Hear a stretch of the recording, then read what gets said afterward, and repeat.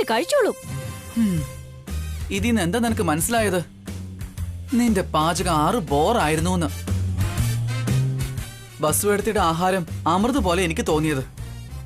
എന്റെ ശത്രു വേറെ എവിടെയും അല്ല അഖിൽ, നിന്റെ രൂപത്തിൽ എന്റെ മുൻപിൽ തന്നെ ഉണ്ട്. എടി മോളെ കാർത്തികേ, ഈ വീട്ടിലുള്ള എല്ലാവരും നിന്റെ ശത്രുക്കളായി മാറിയടി. അമ്മേ അമ്മേ. നോക്ക്, നിന്റെ ഫേവറേറ്റ് ആന്റി പോലും സെയിം ഡയലോഗാ പറയുന്നേ. ആന്റി, സത്യമായിട്ടും എന്റെ പാചകം ഇഷ്ടായില്ലേ? ഇത്രയൊക്കെ സംഭവിച്ചിട്ടും നിനക്ക് ഈ ചോദ്യം ചോദിക്കാൻ നാണമില്ലടി. ജീവിതത്തിൽ മരണഭയം എന്താണെന്ന് ഞാൻ അറിഞ്ഞടി. അമ്മേ, വാഷ്റൂമിലും വെളിയിലുമായി നടന്ന് ഞാൻ മടുത്തു. ഭാഗ്യത്തിന് ഹോസ്പിറ്റലിലൊന്നും പോവേണ്ടി വന്നില്ല. പോയിരുന്നെങ്കിലേ ICU നമുക്ക് വേണ്ടി ബുക്ക് ചെയ്യേണ്ടി വന്നേനെ. എത്ര പേര് ജീവനോടെ ബാക്കി ഉണ്ടാവുന്നു അറിയില്ല. This is too much, Akhil. ഞാൻ അത്രയ്ക്ക് മോശമായിട്ടൊന്നുമല്ല പാചകം ചെയ്തേ.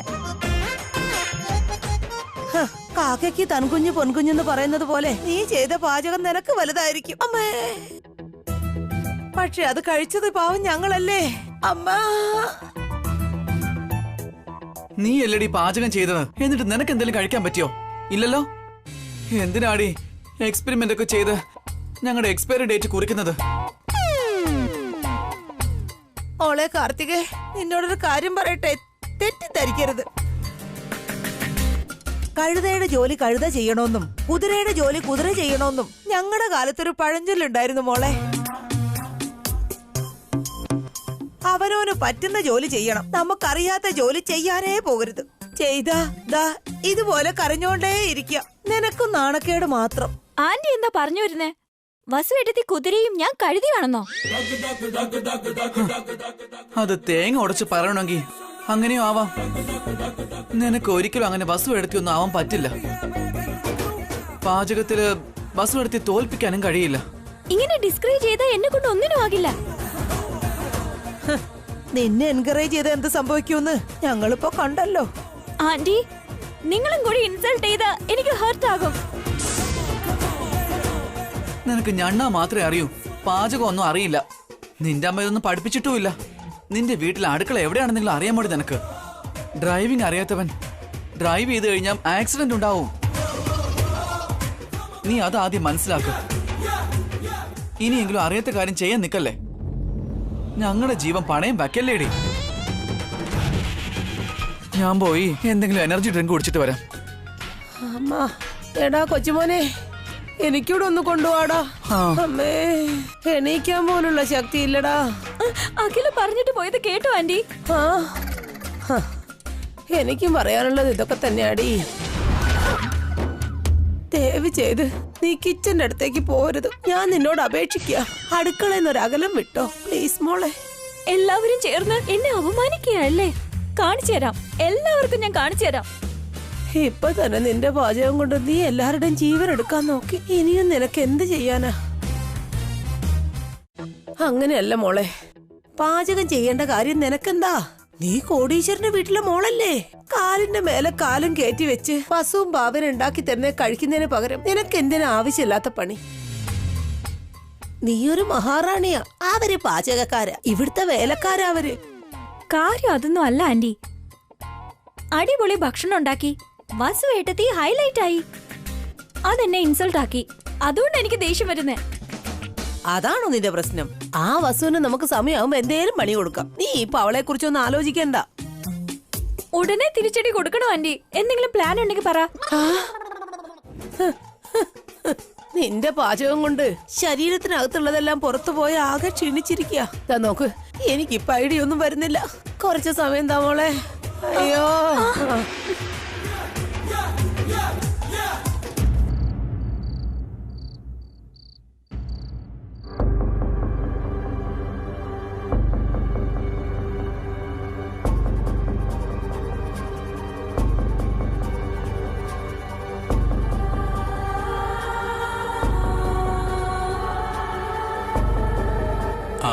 ഭാവനെ നന്നായിട്ട് വിശക്കുന്നുണ്ട്, പോയി ഡിന്നർ എടുത്ത് വെക്കേ.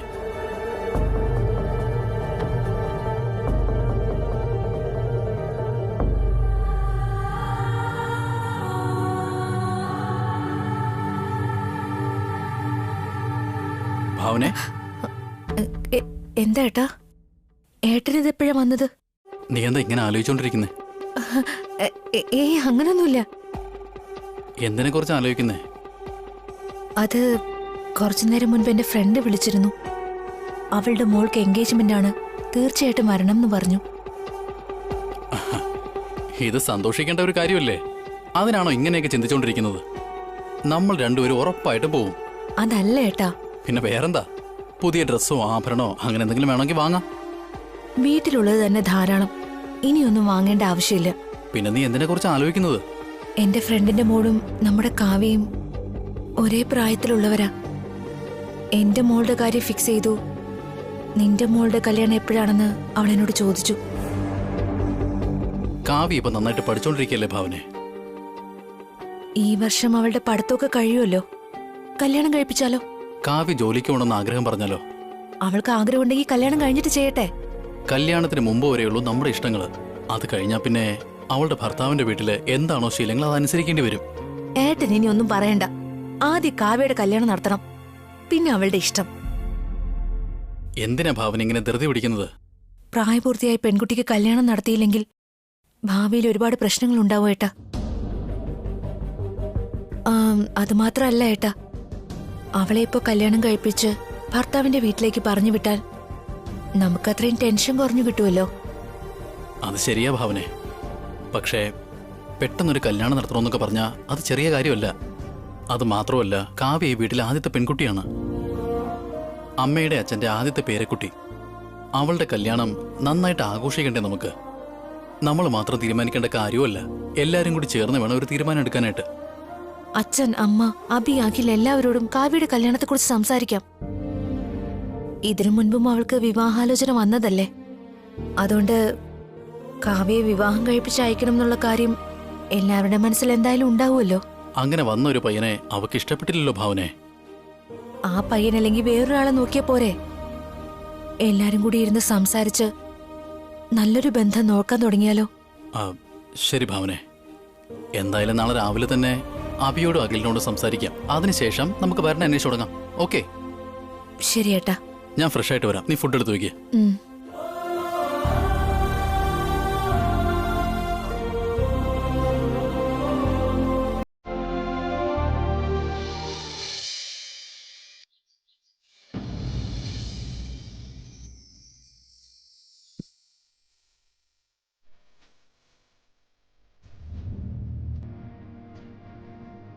Good morning Vasundhara.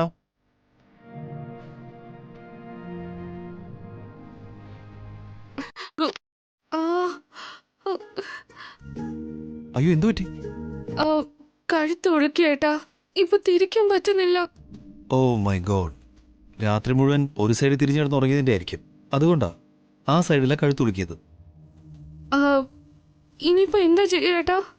കഴുത്ത് തിരിക്കാനേ പറ്റുന്നില്ല. ഡോണ്ട് വറി, 1 സെക്കൻഡ്, ഞാൻ ഇപ്പൊ ശരിയാക്കി തരാം. 1 second. Okay, straight. Okay, relax. വേദനിക്കുന്നേട്ടാ. പേടിക്കേണ്ട ആവശ്യമില്ല, ജസ്റ്റ് ഫോളോ മീ. 2 സെക്കൻഡിനുള്ളിൽ ശരിയാക്കി തരാം. വേണ്ട ഏട്ടാ. ഓക്കെ, ഞാനൊരു 2-3 എക്സർസൈസ് പറഞ്ഞുതരാം. അത് ചെയ്യുമ്പോൾ എല്ലാം ക്ലിയർ ആവും. ഓക്കെ? ഗുഡ് മോർണിംഗ് അച്ഛാ. മോർണിംഗ് ഉണ്ണി. ഗുഡ് മോർണിംഗ് അമ്മേ. ബാഡ് മോർണിംഗ് ഉണ്ണി. എന്താ അമ്മ, എന്തു പറ്റി? നിന്റെ അമ്മയുടെ കഴുത്ത് ഉളിക്കുണ്ണി. അയ്യോ, ഇനി എന്ത് ചെയ്യാൻ പറ്റും അച്ഛാ? ഡോണ്ട് വറി, അമ്മയ്ക്ക് 2-3 എക്സർസൈസ് പറഞ്ഞു കൊടുക്കാം, എല്ലാം ശരിയായിക്കോളും. വസുന്ധര, ബാ എനിക്ക്. നോക്കി പതുക്കെ എനിക്ക്. യെസ്. ഓക്കെ, നേരെ നിൽക്കാം. ഞാൻ ഇപ്പോൾ ഒരു എക്സസൈസ് പറഞ്ഞു, അതങ്ങ് ഫോളോ ചെയ്താൽ മതി.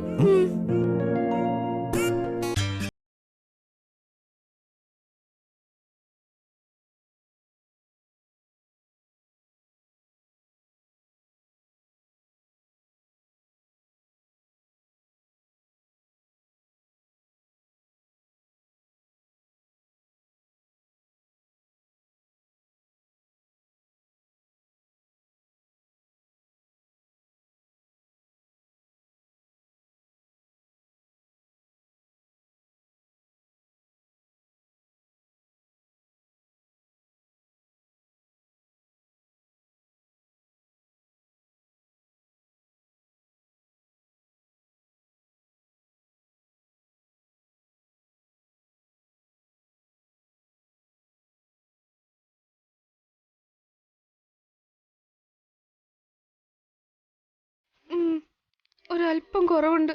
പക്ഷെ ഈ എക്സസൈസ് ചെയ്യാൻ വലിയ ബുദ്ധിമുട്ടാണ് കേട്ടോ. Okay relax. സിമ്പിൾ ആയിട്ട് ഞാൻ വേറൊരെണ്ണം പറഞ്ഞുതരാം.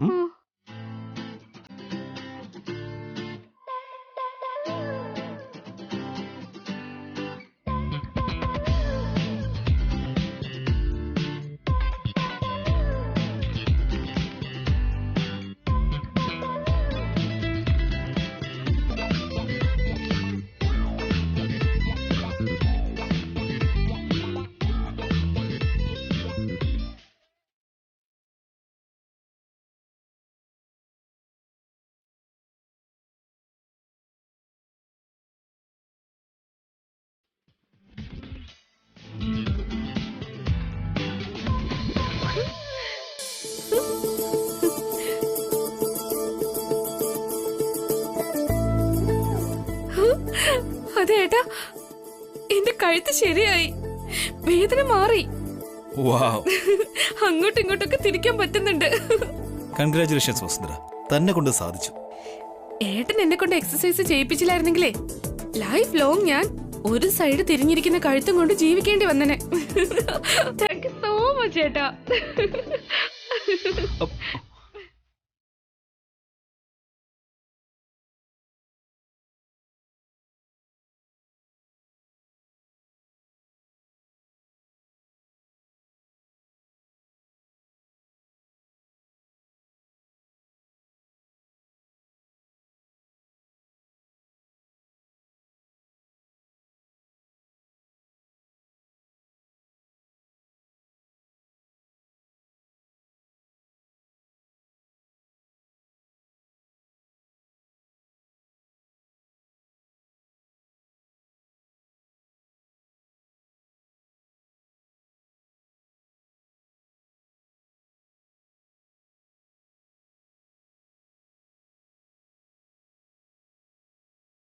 Shot okay.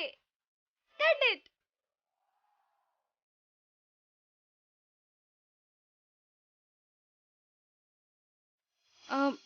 നീ ഇതെന്താ ചെയ്യുന്ന ഉണ്ണി? അച്ഛൻ അമ്മയെ എക്സസൈസ് ചെയ്യിപ്പിക്കാൻ തുടങ്ങിയത് തൊട്ടേ ഇതുവരെയുള്ള വീഡിയോ എടുത്തോണ്ടിരിക്കുവായിരുന്നു അമ്മേ. വേണ്ട ഉണ്ണി, ഡിലീറ്റ് ചെയ്തേക്ക്. ആരെങ്കിലും കണ്ട ശരിയാവില്ല. അതൊന്നും സാരയില്ലമ്മേ, വീഡിയോ സൂപ്പർ ആയിട്ടുണ്ട്. നോക്ക കേട്ടോ ഇത്. നല്ലൊരു വീഡിയോ അല്ലേ, സാരല്ല വിട്ടേക്കുന്നേ. താങ്ക് യു അച്ഛാ. It's okay.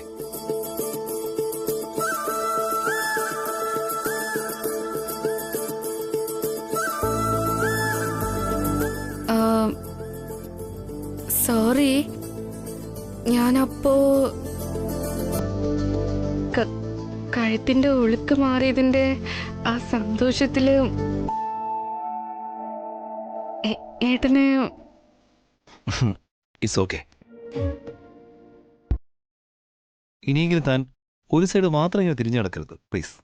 ശരിയാ ഏട്ടാ, അങ്ങോട്ടും ഇങ്ങോട്ടും ഞാൻ തിരിഞ്ഞെടുക്കാം, അതും അല്ലെങ്കിൽ സ്ട്രൈറ്റ് ആയിട്ട് കിടക്കാം. വീണ്ടും കഴുത്തുളക്കിയ ഒരുപാട് ബുദ്ധിമുട്ടാകും. It's all right. തന്റെ കഴുത്ത് ശരിയാക്കി തന്നതിന് എനിക്ക് നല്ല കോഫി ഉണ്ടാക്കി തരാമോ? അയ്യോ, ഞാൻ മറന്നേ പോയി. ഇപ്പൊ തന്നെ പോയി കൊണ്ടുവരാം. വസുന്ധര, പതുക്കെ നടക്ക്, അല്ലെങ്കിൽ കഴുത്തുളുക്കിയതുപോലെ ഇനി കാലും ഉളുക്കും.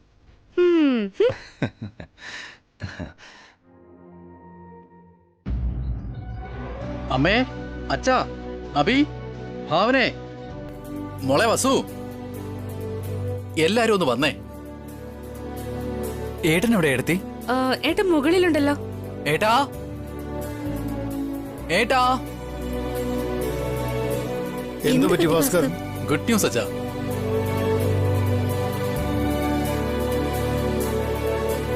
അബി, നീ ഇന്ന് പത്രം വായിച്ചായിരുന്നോ? എന്തു പറ്റി ഏട്ടാ? നമ്മുടെ സംസ്കൃതി ഇവന്റിനെ പറ്റി ഇന്നൊരു ആർട്ടിക്കിൾ വന്നിട്ടുണ്ട്. വളരെ പോസിറ്റീവായിട്ട് എഴുതിയിരിക്കുന്നത്.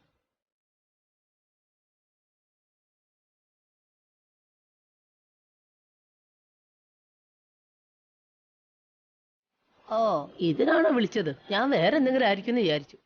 ഈ സിറ്റിയിലെ ടോപ്പ് ഈവന്റ് ഓർഗനൈസേഴ്സ് എന്ന് വാർത്ത വന്നിരിക്കുന്നു. അത് മാത്രമല്ല, ഒരുപാട് സെലിബ്രിറ്റീസ് നമ്മുടെ ഈവന്റിനെ പറ്റി നല്ല അഭിപ്രായം പറഞ്ഞു. ഇതിന്റെ എല്ലാം കാരണം നീയാടാ അബി.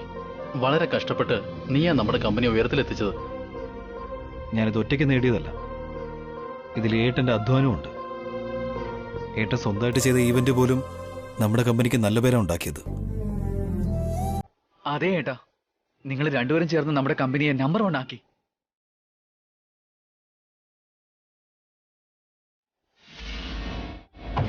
നീ കേട്ടോടി, എന്റെ ഏട്ടന്മാര് കഷ്ടപ്പെട്ടതുകൊണ്ടാ നമ്മുടെ ഇവന്റ്സിന് ഇത്രയും പേര് കിട്ടിയതെന്നാ പറയുന്നേ. ഇതിന് അഖിലിന്റെ പങ്കൊന്നുമില്ല പോലും. അതുകൊണ്ടല്ലേ ഒറ്റയ്ക്ക് ബിസിനസ് ചെയ്യാനായി ഞാൻ അഖിലിനോട് പറഞ്ഞത്. പക്ഷെ കേക്കണ്ടേ? അതെ ഏട്ടാ, അതിങ്ങ് താ.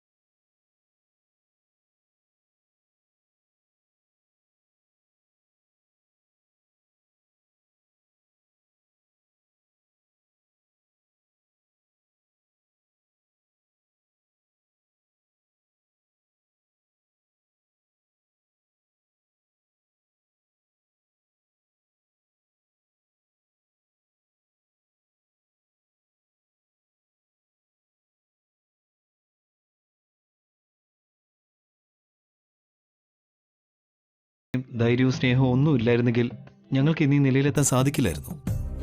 ശരിക്കും പറഞ്ഞാൽ ഞങ്ങളെ സംബന്ധിച്ച് നിങ്ങൾ ഞങ്ങളുടെ ദൈവങ്ങളാണ്. ഈവന്റ് സ്റ്റാർട്ട് ചെയ്ത ആദ്യ കാലങ്ങളിലൊക്കെ കുറച്ചൊക്കെ നഷ്ടം വന്നിട്ടുണ്ട്. ആദ്യമൊക്കെ അതിൽ വലിയ ടെൻഷൻ ഉണ്ടായിരുന്നു. അപ്പോഴൊക്കെ അച്ഛൻ്റെ വാക്കുകളായിരുന്നു ഞങ്ങൾക്ക് ധൈര്യം തന്നത്. ഒരിടത്തും തടസ്സം കൂടാതെ മുന്നോട്ട് പോകണമെന്നായിരുന്നു അച്ഛൻ്റെ വാക്കുകൾ. ആ വാക്കുകളായിരുന്നു ഞങ്ങളെ ഇതുവരെ എത്താൻ സഹായിച്ചത്.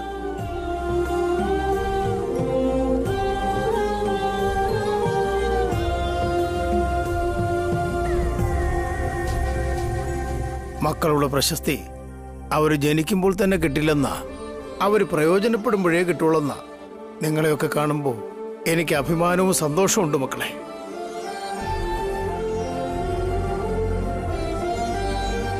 ഞങ്ങൾ ചിലവാക്കിയ തുക നിങ്ങൾ 100ഉം 1000ഉം ലക്ഷങ്ങളും ആക്കി മാറ്റി. ഞങ്ങൾ നിങ്ങളിൽ അർപ്പിച്ച വിശ്വാസം നിങ്ങൾ സംരക്ഷിച്ചു. നീ ഇത് കാണുന്നുണ്ടോ? നിന്റെ അമ്മായി അമ്മാവനും അഭിനയം ഭാസ്കരനെ പോഴ്ത്തുന്നതല്ലാതെ അഖിലിനൊന്നും മൈൻഡ് ചെയ്യുന്ന പോലുമില്ല. അതെനിക്ക് മനസ്സിലാവുന്നുണ്ട് ആന്റി. എന്റെ ഭർത്താവിന് അത് മനസ്സിലാവണ്ടേ? അച്ഛനും അമ്മയും നമ്മുടെ കുടുംബ ബിസിനസിന്റെ നെടുന്തൂടാണെങ്കിൽ നിങ്ങൾ ചുമരാണ്. അപ്പൊ നീയും നിന്റെ ചേച്ചിയൊക്കെ ആരാ? ഏട്ടത്തിമാര് നമ്മുടെ വീടിന്റെ മേൽക്കൂരയും. മഴയത്തും വെയിലത്തും നമുക്ക് ഒന്നും സംഭവിക്കാതെ ഇവരാ രക്ഷിക്കുന്നത്. ആ പറഞ്ഞത് സത്യമാ. നിന്റെ ഏട്ടത്തിമാര് ദേവതകളാ. നമ്മുടെ വീടിനെ സംരക്ഷിക്കാൻ വേണ്ടി വന്നതാ. ഇതുപോലുള്ള മരുമക്കളെ കിട്ടിയത് നമ്മൾ ചെയ്ത പുണ്യം കൊണ്ടാ.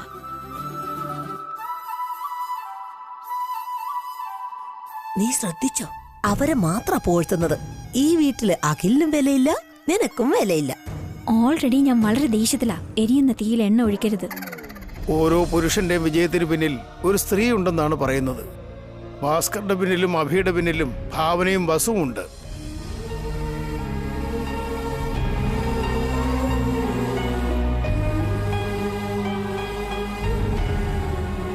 അതെ അച്ഛാ, അച്ഛനും അമ്മയും ഞങ്ങൾ എത്രമാത്രം സപ്പോർട്ട് ചെയ്തോ ഭാവനയും വസവും അതുപോലെ തന്നെ ഞങ്ങളെ പിന്തുണച്ചിട്ടുണ്ട്. അതേട്ടാ, ഈ സക്സസില് ഏട്ടത്തിക്കും വസുന്ധരയ്ക്കും കൂടി പങ്കുണ്ട്. ഈ വിജയം നമുക്ക് ആഘോഷമാക്കണം ഏട്ടാ. ഷുവർ അഖിൽ. ഏട്ടാ, നമ്മുടെ എല്ലാ സ്റ്റാഫുകളോടും പാർട്ടി ഉണ്ടെന്ന് പറഞ്ഞേക്ക്. ആൻഡ് അത് മാത്രം പറ്റില്ല, ബോണസും കൊടുക്കണം. അപ്പൊ അവരെല്ലാവരും ഹാപ്പിയാവും. ഉറപ്പായിട്ടും അബി.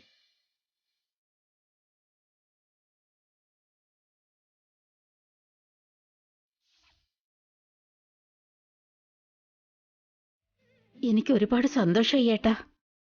നേരത്തെ പറഞ്ഞിരുന്നില്ലേ, മക്കളുടെ പ്രശസ്തി അവർ ജനിക്കുമ്പോഴല്ല കിട്ടുന്നത്, അവരെ കൊണ്ടുള്ള പ്രയോജനം കിട്ടുമ്പോഴാണെന്ന്.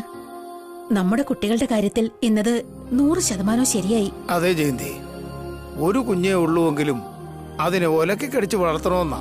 അതല്ലെങ്കിൽ അവര് ഒരു പ്രായം കഴിയുമ്പോൾ മാതാപിതാക്കളെ മറക്കും. ചിറക് മുളച്ച പറവയെ പോലെ അവരെങ്ങോട്ടെങ്കിലും പറന്നു പോകും. അവരെന്ത് നേടിയാലും അത് സ്വന്തം അധ്വാനം കൊണ്ടാണെന്ന് നമ്മൾ ധരിപ്പിക്കും. എന്നാൽ നമ്മുടെ മക്കൾ എത്ര ഉയരത്തിലെത്തിയാലും അഹങ്കരിക്കില്ല. അവർ നേടിയ വിജയം നമുക്ക് വേണ്ടി അവർ അർപ്പിക്കുകയാണ്. ഇങ്ങനെയുള്ള കുട്ടികളെ കിട്ടിയത് നമ്മുടെ ഭാഗ്യമാണ് ഏട്ടാ. അതിലുപരി കുട്ടികൾ നമ്മുടെ കൂടെ ഉള്ളത് നമ്മൾ ഏതോ ജന്മത്തിൽ ചെയ്ത പുണ്യം കൊണ്ടാ. ഇന്നത്തെ കാലത്ത് നമ്മുടെ പോലുള്ള കൂട്ടുകുടുംബങ്ങൾ വളരെ കുറച്ചല്ലേ ഉള്ളൂ.